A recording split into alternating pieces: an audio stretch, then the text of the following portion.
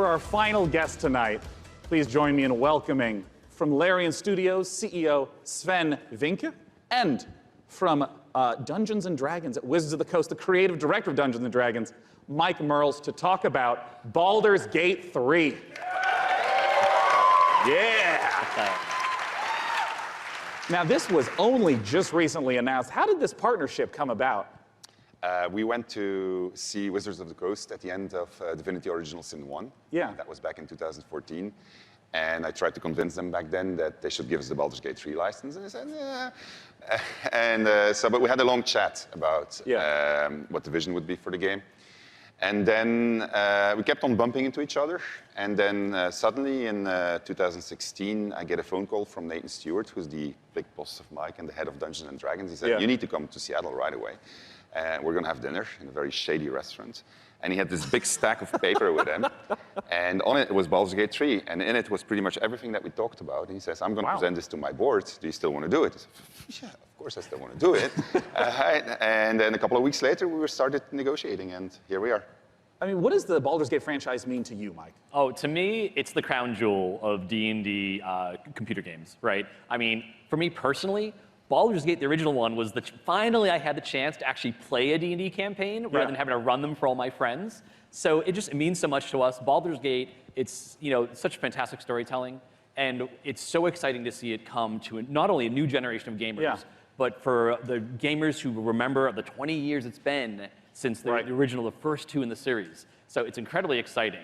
And for us, it's such an important part of the D&D mythos as a whole. And we got a chance to see the trailer. Talk to me about some of the story elements, the world elements. What are things we're going to see in Baldur's Gate 3? Well, we're only talking about what's in the trailer right now, but obviously you're going to go to the city, because we start with the city. You start outside of the city, actually. There's going to be mind flayers. They're very nasty. You are seeing in the trailer the process of ceremorphosis, as we call it. It's accelerated, so that's not normal. Yeah. And you're going to see a lot of iconic creatures, iconic characters, iconic places, and that's as far as we go. I'm curious about some of the gameplay elements, because obviously, there's just been a big resurgence of Dungeons & Dragons, tons of broadcasts on Twitch. I mean, how do you translate some of the insane things that players want to do into, what has to be a structured computer game? So we started with the player handbook, which is basically the basic rule set of Dungeons & Dragons. Which player handbook? Which edition? 5th edition. 5th edition. Great. Yeah. And so we ported as much as we could to the video game. We looked at what works really well. We looked at the things that didn't work that well, because it is a video game, and this was made for tabletop gaming. And so we started modifying those things, and then we had to add things on top of it, because if you play tabletop, you have a game master, and you say, well, I want to do this. Yeah. And then the game I want to master start a fight with a pigeon. And he's like, okay, roll for dexterity. Exactly, that's it. So we had to add systems to make that possible within the game. But we've gone very, very far. Yeah, I mean, can you give an example of like a crazy moment that a player might do that you could actually play out in the game? Well, I could, let's say that we get into a fight because you ask a nasty question, I don't want to answer it. And I take the chair over there, I put it on fire, smash it on your head. Well, just as an example. It's just an example, this is fine, we're just talking, These are things that we have to put systems into the game for to do it, which are not necessarily going to be described inside of the book. Interesting. And I mean, like, Mike, in terms of your role, speaking to Larian Studios, you have tons of data of all the sorts of things that players do. What's the sort of information that you provide in assistance?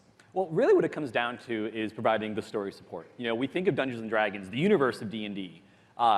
It's like a toy box for dungeon masters and players to go into and build their own stories. So working with Larry and working with Sven, a lot of it was just opening up that toy box and sharing it. And giving that kind of guidance. Like I remember one of our first meetings, we just laid out a map of Baldur's Gate and the Sword Coast and asking a lot of questions, like what kind of story do you want to tell? Where do we want to go? What are the cool locations we've always wanted to put into a game like this? And then in terms of the system support, what does it mean in terms of the story for each character, for each character race, each character class, so that if you have your favorite class and it's in the game, you really feel like you're taking on that role that you love so much from the tabletop. It's really coming to life in an authentic way in Baldur's Gate 3. And we're going to talk in a moment about Baldur's Gate 3 release dates and whatnot, but we have a second game that we want to talk about on a new technology known as pencil and paper.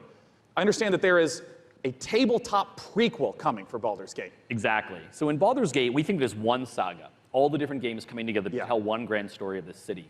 So on September 17th, we're releasing our next tabletop campaign, Baldur's Gate, Descent into Avernus.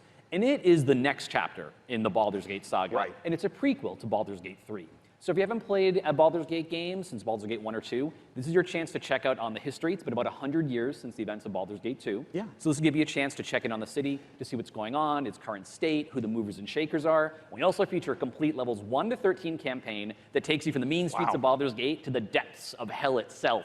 And sort of pose to the players a question, do you want to redeem Baldur's Gate or send it to damnation? So we're putting that right in players' hands to make that choice. Well, I have to ask Sven, it's a question on a lot of people's minds. What can you talk to us about expected release timeframes?